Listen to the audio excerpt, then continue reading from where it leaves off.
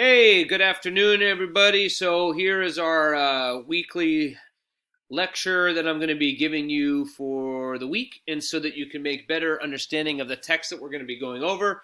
And today we're going to be focusing on modernism. So the questions I'm going to be having here today are really relating to how The Great Gatsby fits into a modernist novel.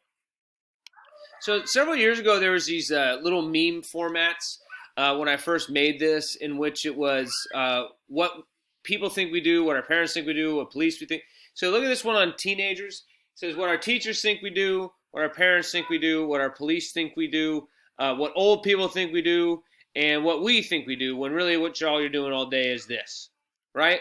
So it's perception versus fact. And so here's a perception versus fact for the Roaring '20s, when really the modernist type of literature was really coming out, which The Great Gatsby is.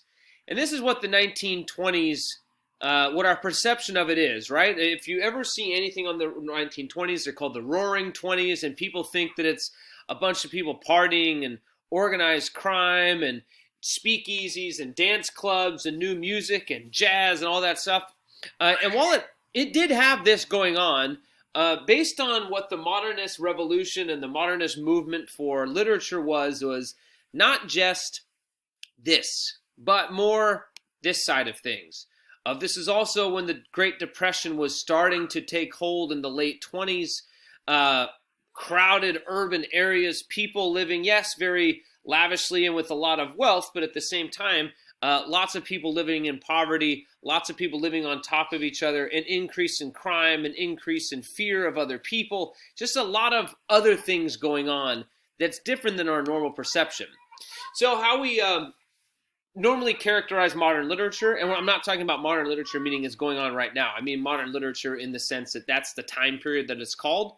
It's between World War I and World War II, and its whole job was to look different than literature had in the past with the classical and traditional forms.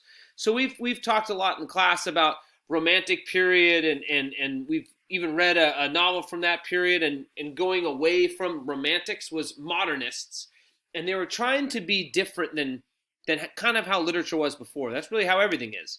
So there's a few ideas that I want you to be looking for as we go through The Great Gatsby, and every week I want you to kind of look at a new characteristic of modern literature, and I'm going to go through each of them now, and then the one that I want you looking at this week is going to be right at the end. So the first one is called in media res. It's a Latin phrase meaning in the middle of things, whereas literature in the past had this big long buildup and then a beginning, a middle, and the end, where in modern literature a lot of it was all over the place. And this is when you saw characters really bouncing around in timelines, narrators not starting from the beginning, going to middle, going to end. This is when a lot of stuff is moving around and being in lots of different spots at the same time.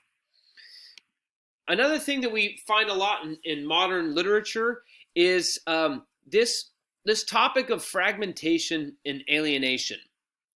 Yes, while the 20s marked a time in which there was a lot of growth, it also, for some reason, meant that everyone felt alienated. Everyone, even though you were around so many people all the time, is that you were in a group of so big that you felt like you were all alone. And I'm sure you felt that before too. It's like the loneliest place is a crowd.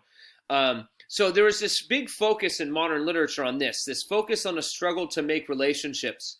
And society, man, being a very disjointed and weird and confusing and lonely place.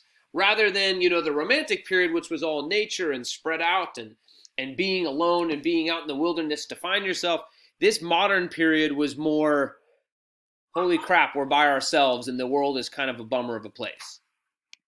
You're going to see this a ton in The Great Gatsby. Another thing that you see a lot in modern literature is the idea of a juxtaposition, of putting very opposing forces directly next to one another. Sorry, Shane is splashing me with a hose, or at least trying to. Nice try, brah.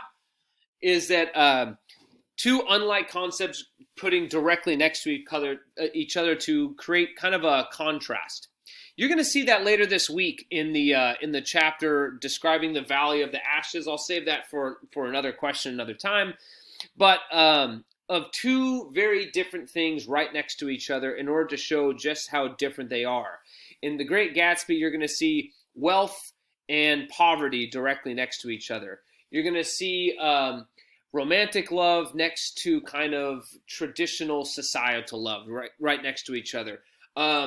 Lies and the truth directly next to each other. What is and what we like directly next to each other. These ideas of things being very close together that are complete opposites. Here's a quote from an Ezra Pound poem. In a station of the metro, the apparition of these faces in the crowd, petals on a wet black bow. So the idea of nature and society and societal concrete and metal and civilization directly next to one another in a weird contrast. The other thing you're going to see, you're not going to see it from in this particular book a ton. There is one chapter that's written from another point of view, is that this is where modern authors really tried to find more than just a main character's point of view. So you see authors focus on creating stories and images from many characters and voices.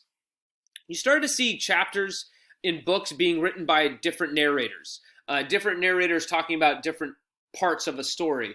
There's a modern author named William Faulkner who we're not going to read anything from this semester, but all of his books work that way, is that there'd be a narrator per chapter, or a point of view character. We see this a ton in contemporary literature that's released now. We didn't really start to see that until the beginning of the modern period. So look out for the chapter that's going to be written from another perspective and another point of view. You're also going to see a lot in modern literature is experimenting with language, trying to reorder words and sentences for dramatic effect. And we see this much more in poetry than we are in this novel. But we see a carafe that is a blind glass, a kind of glass, and a cousin, a spectacle, and nothing strange, and a single hurt color and an arrangement and system to pointing all this, and not ordinary, not unordered in, not resembling, the difference is spreading.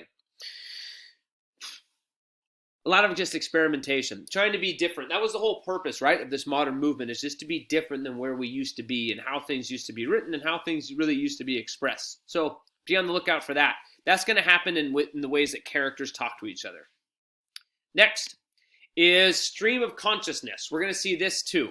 As this is writing in a way that just everything all flows together and not really putting things into paragraphs or sentences or descriptions. Remember, try to think outside of a beginning and a middle of an end of a story.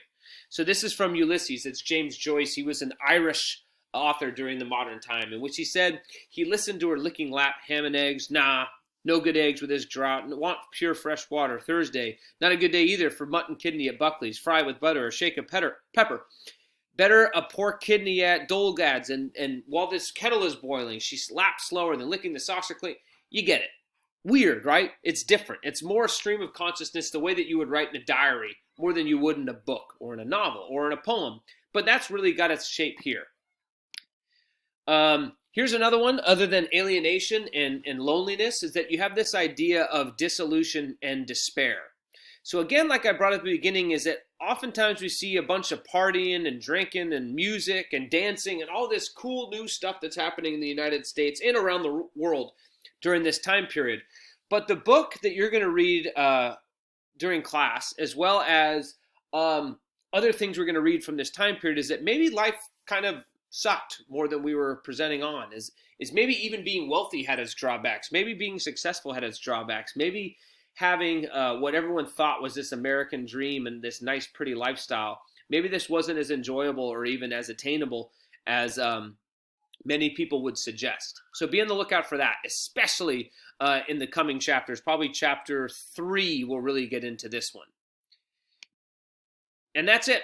So be on the lookout for the stuff we're going to be seeing going forward, and some of the ideas, the concepts, and themes from the modern period.